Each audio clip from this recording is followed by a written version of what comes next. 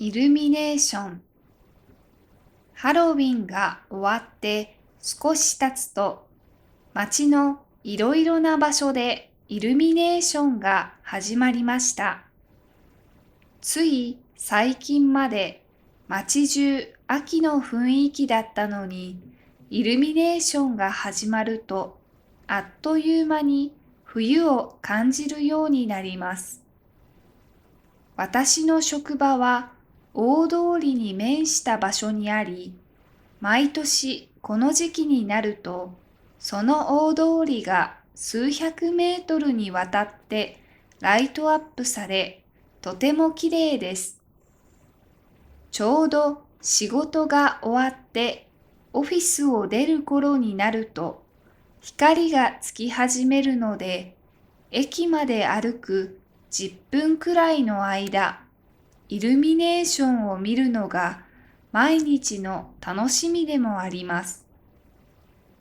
通りにはたくさんの人がいて、みんなそれぞれに写真を撮っています。私も毎日通っているにもかかわらず、なぜか毎日写真を撮ってしまうくらい綺麗です。そして駅に着くと大きなクリスマスツリーがあり、それも夜はライトアップされています。駅の前ではストリートミュージシャンが有名なクリスマスソングを歌っています。12月はまるで毎日がお祭りのように、夜も光で明るくて賑やかで、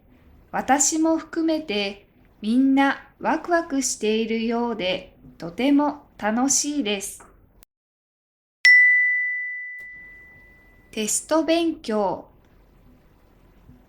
今週末に英語の試験があります。私の職場は海外のお客さんとのやりとりがあり、日常的に英語を使います。会社として試験を受けることは義務ではないですが、自分の今のレベルを確認したかったので、受けてみることにしました。英語の試験を受けるのは大学生の時以来で、どうやって勉強したらいいかわからなかったので、とりあえず本屋で過去問題集を買って見てみました。すると単語やフレーズの中で昔は覚えていたのに今では忘れてしまっているものがたくさんあることに気がつきました。思っていた以上に忘れていることが多くて、たくさん勉強しようと決心しましたが、仕事が忙しくてなかなか時間が取れませんでした。本当は仕事が終わった後、毎日1時間は勉強しようと思っていましたが、実際には30分ほどが限界でした。リーディングは少し不安が残りますが、リスニングは毎日お客さんと話しているおかげか、練習用 CD ではかなりできていました。テスト本番まであと数日ですが、もう少し勉強してできるだけいい点を取りたいです。渋滞。今朝は起きたらとても寒くて、会社に行くために車に乗ったとき、窓ガラスが凍って真っ白になっていました。少し寝坊したせいで、時間があまりなかったのに、窓ガラスの氷をお湯で溶かさなくてはいけなかったので、さらに時間がなくなってしまいました。それから急いで車を運転し始めましたが、すぐに今日は道路が渋滞していることに気がつきました。会社まで車で20分の距離ですが、仕事の開始時間まであと30分しかありませんでした。車がなかなか進まず、いつもは引っかからない信号に引っかかってしまい、少しイライラしていました。しかしその時、イライラしながら運転していると危ないし、遅刻してから上司に連絡するより、前もって連絡しておいた方がいいだろうと思い、道の脇に車を止めました。上司に電話すると、急がず安全運転で来てくださいと優しく言ってくれました。これからの時期、フロントガラスが凍ったり、雪で渋滞したりすることが増えるので、もっと早起きして会社に行こうと思います。コンビニ。私が日常生活で一番利用する店は多分コンビニだと思います。家から歩いて1分のところに一つ、最寄り駅の中に一つ、そして会社の建物の1階にもコンビニがあります。利用する目的はいろいろあります。まず、料理したくないときや小腹が空いたときなどにお惣菜や冷凍食品を買います。年々コンビニの食べ物のレベルは上がっていると思います。しかも頻繁に新商品が出るので飽きることもありません。また、トイレットペーパーや調味料など一つや二つのもののためにわざわざスーパーに行くのがめんどくさいような時に会社帰りにすぐ買えるのですごく便利です。スーパーで買うより高いですが、本当に疲れているときは便利さに頼ることにしています。他にも ATM でお金を下ろしたり、コピー機で書類をコピーしたり、ネットで注文したコンサートのチケットをコンビニで受け取ったり、いろいろな用事でコンビニを利用しています。子供の頃、家の周りに今ほどたくさんのコンビニはなかったので、便利な世の中になったなぁと思います。年末年始。2023年が終わり、2024年になりました。毎年、年末年始はまとまった休みが取れるので、旅行に行ったり、家族とゆっくり過ごしたり、その年によっていろいろな過ごし方をしています。今回は田舎に帰って家族と過ごすことにしました。家族と過ごすお正月はいつも決まって母や祖母がおせちを作ってくれて、父が丸ごとの魚を買ってきて、さばいてお刺身にしてくれます。今年は私もおせち作りに参加しました。普段から料理はしますが、おせち作りは初めてなので、祖母のこだわりのレシピを教わりました。そして毎日朝からビールや日本酒を飲んで、好きな時間に昼寝して、夜はお正月のお笑いの特別番組を遅い時間まで見て、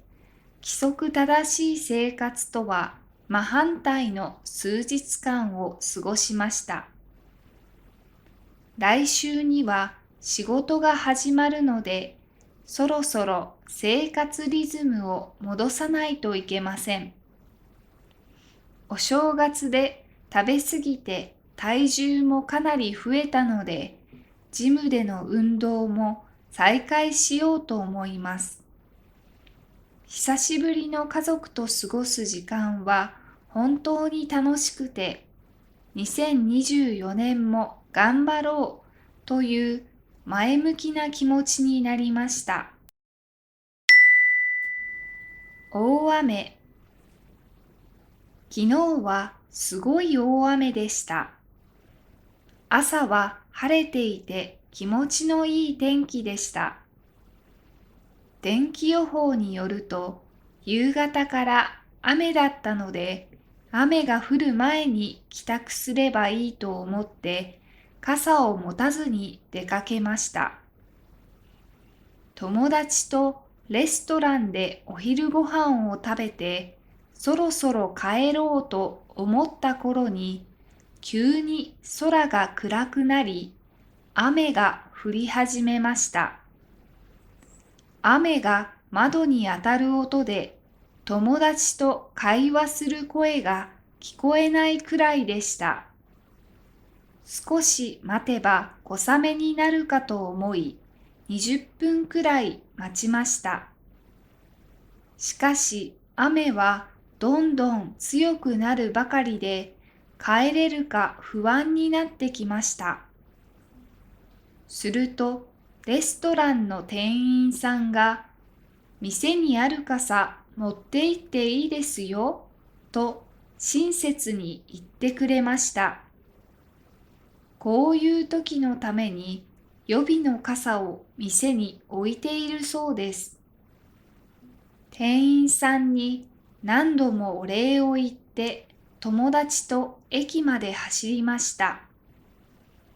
傘では雨を防ぎきれず、かなり濡れてしまいましたが、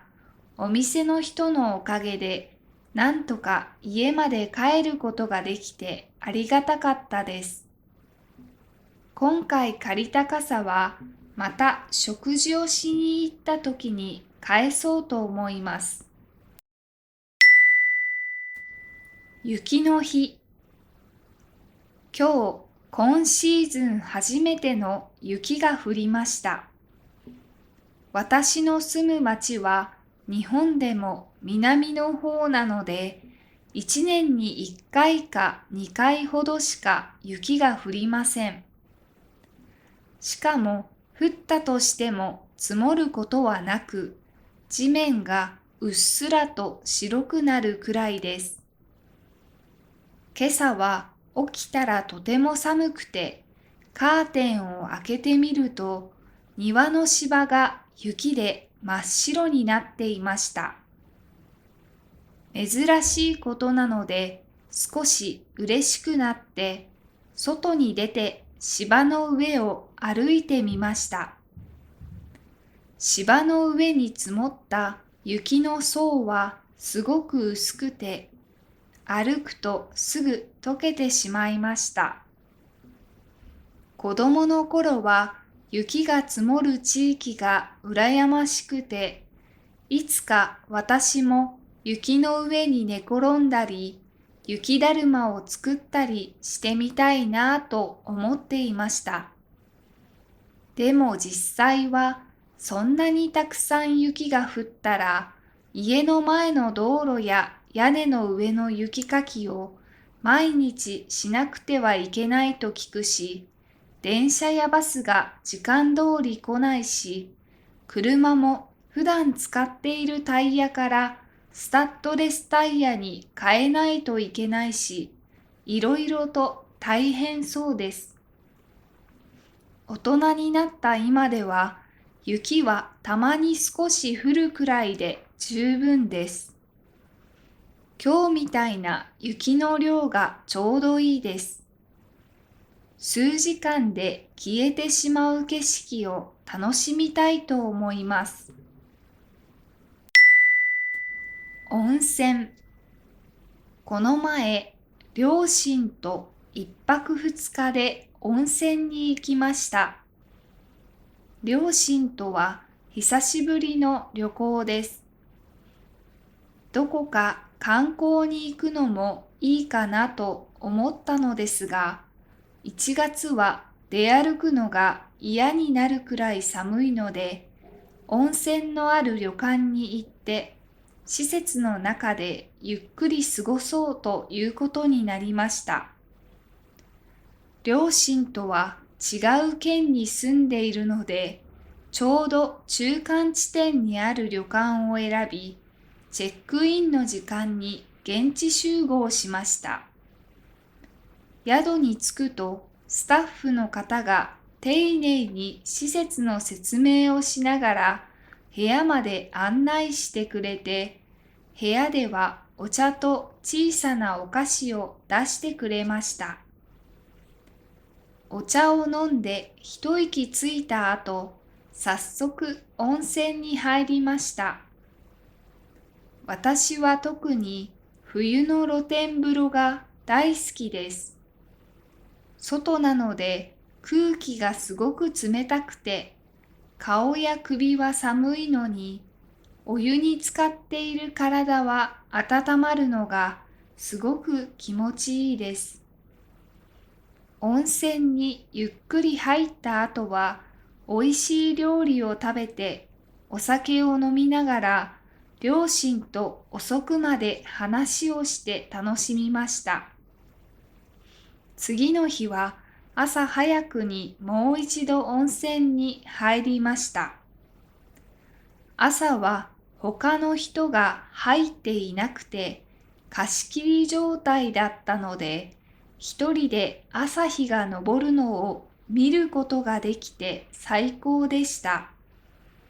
滞在中、一歩も外に出ることはありませんでしたが、とても充実した一泊二日になりました。バレンタインフェア。バレンタインが近くなってきました。バレンタインの時期になると、いろいろなデパートで大規模なチョコレートフェアが行われます。好きな人やお世話になっている人にチョコをあげるだけではなく、最近は自分のためにチョコを買う人が増えてきているようです。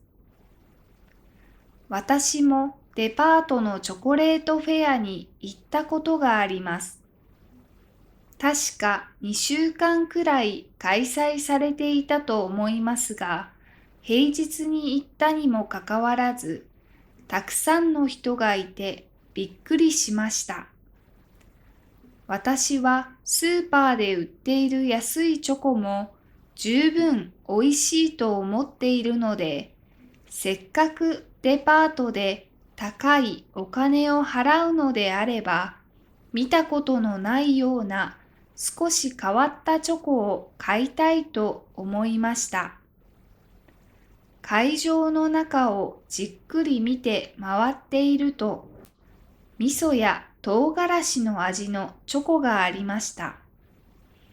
こういうチョコとは一見合わなさそうな材料を使っているのは面白いなと思い、買ってみました。家に帰ってから味噌のチョコを食べてみると、口に入れて最初の方はチョコの味しかしませんでしたが、最後に味噌の風味がしました。美味しかったです。驚くことに、このチョコを作ったのは海外のショコラティエでした。想像できないような食材の組み合わせを体験するのはとても楽しいです。高速道路の運転。私は10年ほど前から車を運転し始めました。電車ばかり使っていた時期もありましたが、今住んでいる地域は車がないと不便なので、毎日運転するようになりました。毎日運転して慣れているので、運転が難しいと感じることはありませんが、高速道路の運転は少し緊張します。一般道での制限速度がだいたい時速50キロから60キロなのに対して、高速道路は時速80キロや90キロです。なので、スピードを出している車がすごく多く、また一般道のように道を間違えたら U ターンするということもできないため、いつもより集中して運転しなければいけません。高速道路の出口を間違えたことが何回かあります。助手席の人と会話していて、ナビの声を聞いていなかったりすると、いつの間にか降りる予定の出口を過ぎてしまうのです。大きく時間をロスするので悔しいです。こういう時、早く自動運転がもっと普及しないかなと思います。ナビに行き先を入れて、勝手に最短ルートで目的地に着けば、特に高速道路で遠くに行く際などはすごく楽になります。ニュースを見ていると、日本でそれが一般的になるのはそう遠くない未来のようです。イルミネーション。ハロウィンが終わって少し経つと、街のいろいろな場所でイルミネーションが始まりました。つい最近まで街中秋の雰囲気だったのに、イルミネーションが始まると、あっという間に冬を感じるようになります。私の職場は大通りに面した場所にあり、毎年この時期になると、その大通りが数百メートルにわたってライトアップされ、とても綺麗です。ちょうど仕事が終わってオフィスを出る頃になると、光がつき始めるので、駅まで歩く10分くらいの間、イルミネーションを見るのが毎日の楽しみでもあります。通りにはたくさんの人がいて、みんなそれぞれに写真を撮っています。私も毎日通っているにもかかわらず、なぜか毎日写真を撮ってしまうくらい綺麗です。そして駅に着くと大きなクリスマスツリーがあり、それも夜はライトアップされています。駅の前ではストリートミュージシャンが有名なクリスマスソングを歌っています。12月はまるで毎日がお祭りのように、夜も光で明るくて賑やかで、私も含めてみんなワクワクしているようでとても楽しいです。テスト勉強。今週末に英語の試験があります。私の職場は海外のお客さんとのやりとりがあり、日常的に英語を使います。会社として試験を受けることは義務ではないですが、自分の今のレベルを確認したかったので、受けてみることにしました。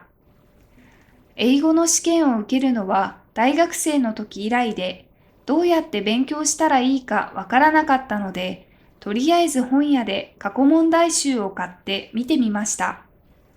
すると、単語やフレーズの中で昔は覚えていたのに、今では忘れてしまっているものがたくさんあることに気がつきました。思っていた以上に忘れていることが多くて、たくさん勉強しようと決心しましたが、仕事が忙しくてなかなか時間が取れませんでした。本当は仕事が終わった後、毎日1時間は勉強しようと思っていましたが、実際には30分ほどが限界でした。リーディングは少し不安が残りますが、リスニングは毎日お客さんと話しているおかげか、練習用 CD ではかなりできていました。テスト本番まであと数日ですが、もう少し勉強してできるだけいい点を取りたいです。渋滞。今朝は起きたらとても寒くて、会社に行くために車に乗ったとき、窓ガラスが凍って真っ白になっていました。少し寝坊したせいで時間があまりなかったのに、窓ガラスの氷をお湯で溶かさなくてはいけなかったので、さらに時間がなくなってしまいました。それから急いで車を運転し始めましたが、すぐに今日は道路が渋滞していることに気がつきました。会社まで車で20分の距離ですが、仕事の開始時間まであと30分しかありませんでした。車がなかなか進まず、いつもは引っかからない信号に引っかかってしまい、少しイライラしていました。しかしその時、イライラしながら運転していると危ないし、遅刻してから上司に連絡するより、前もって連絡しておいた方がいいだろうと思い、道の脇に車を止めました。上司に電話すると、急がず安全運転で来てください、と優しく言ってくれました。これからの時期、フロントガラスが凍ったり、雪で渋滞したりすることが増えるので、もっと早起きして会社に行こうと思いました。コンビニ。私が日常生活で一番利用する店は多分コンビニだと思います。家から歩いて1分のところに1つ、最寄り駅の中に1つ、そして会社の建物の1階にもコンビニがあります。利用する目的はいろいろあります。まず、料理したくない時や小腹が空いた時などにお惣菜や冷凍食品を買います。年々コンビニの食べ物のレベルは上がっていると思います。しかも頻繁に新商品が出るので飽きることもありません。また、トイレットペーパーや調味料など一つや二つのもののためにわざわざスーパーに行くのがめんどくさいような時に会社帰りにすぐ買えるのですごく便利です。スーパーで買うより高いですが、本当に疲れている時は便利さに頼ることにしています。他にも ATM でお金を下ろしたり、コピー機で書類をコピーしたり、ネットで注文したコンサートのチケットをコンビニで受け取ったり、いろいろな用事でコンビニを利用しています。子供の頃、家の周りに今ほどたくさんのコンビニはなかったので、便利な世の中になったなぁと思います。年末年始。2023年が終わり、2024年になりました。毎年年末年始はまとまった休みが取れるので、旅行に行ったり、家族とゆっくり過ごしたり、その年によっていろいろな過ごし方をしています。今回は田舎に帰って家族と過ごすことにしました。家族と過ごすお正月はいつも決まって母や祖母がおせちを作ってくれて、父が丸ごとの魚を買ってきて、さばいてお刺身にしてくれます。今年は私もおせち作りに参加しました。普段から料理はしますが、おせち作りは初めてなので、祖母のこだわりのレシピを教わりました。そして毎日朝からビールや日本酒を飲んで好きな時間に昼寝して、夜はお正月のお笑いの特別番組を遅い時間まで見て、規則正しい生活とは真反対の数日間を過ごしました。来週には仕事が始まるので、そろそろ生活リズムを戻さないといけません。お正月で食べ過ぎて体重もかなり増えたので、ジムでの運動も再開しようと思います。久しぶりの家族と過ごす時間は本当に楽しくて、2024年も頑張ろうという前向きな気持ちになりました。大雨。昨日はすごい大雨でした。朝は晴れていて気持ちのいい天気でした。天気予報によると、夕方から雨だったので、雨が降る前に帰宅すればいいと思って傘を持たずに出かけました。友達とレストランでお昼ご飯を食べて、そろそろ帰ろうと思った頃に、急に空が暗くなり、雨が降り始めました。雨が窓に当たる音で友達と会話する声が聞こえないくらいでした。少し待てば小雨になるかと思い、20分くらい待ちました。しかし雨はどんどん強くなるばかりで、帰れるか不安になってきました。すると、レストランの店員さんが、店にある傘持って行っていいですよ、と親切に言ってくれました。こういう時のために予備の傘を店に置いているそうです。店員さんに何度もお礼を言って友達と駅まで走りました。傘では雨を防ぎきれず、かなり濡れてしまいましたが、お店の人のおかげでなんとか家まで帰ることができてありがたかったです。今回借りた傘はまた食事をしに行った時に返そうと思います。雪の日。今シーズン初めての雪が降りました。私の住む町は日本でも南の方なので、1年に1回か2回ほどしか雪が降りません。しかも降ったとしても積もることはなく、地面がうっすらと白くなるくらいです。今朝は起きたらとても寒くて、カーテンを開けてみると、庭の芝が雪で真っ白になっていました。珍しいことなので少し嬉しくなって、外に出て芝の上を歩いてみました。芝の上に積もった雪の層はすごく薄くて、歩くとすぐ溶けてしまいました。子供の頃は雪が積もる地域が羨ましくて、いつか私も雪の上に寝転んだり、雪だるまを作ったりしてみたいなと思っていました。でも実際はそんなにたくさん雪が降ったら、家の前の道路や屋根の上の雪かきを毎日しなくてはいけないと聞くし、電車やバスが時間通り来ないし、車も普段使っているタイヤからスタッドレスタイヤに変えないといけないし、いろいろと大変そうです。大人になった今では、雪はたまに少し降るくらいで十分です。今日みたいな雪の量がちょうどいいです。数時間で消えてしまう景色を楽しみたいと思います。温泉。この前、両親と一泊二日で温泉に行きました。両親とは久しぶりの旅行です。どこか観光に行くのもいいかなと思ったのですが、1月は出歩くのが嫌になるくらい寒いので、温泉のある旅館に行って、施設の中でゆっくり過ごそうということになりました。両親とは違う県に住んでいるので、ちょうど中間地点にある旅館を選び、チェックインの時間に現地集合しました。宿に着くとスタッフの方が丁寧に施設の説明をしながら部屋まで案内してくれて、部屋ではお茶と小さなお菓子を出してくれました。お茶を飲んで一息ついた後、早速温泉に入りました。私は特に冬の露天風呂が大好きです。外なので空気がすごく冷たくて、顔や首は寒いのに、お湯に浸かっている体は温まるのがすごく気持ちいいです。温泉にゆっくり入った後は、美味しい料理を食べてお酒を飲みながら、両親と遅くまで話をして楽しみました。次の日は朝早くにもう一度温泉に入りました。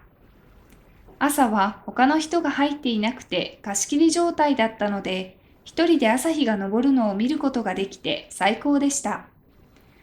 滞在中、一歩も外に出ることはありませんでしたが、とても充実した一泊二日になりました。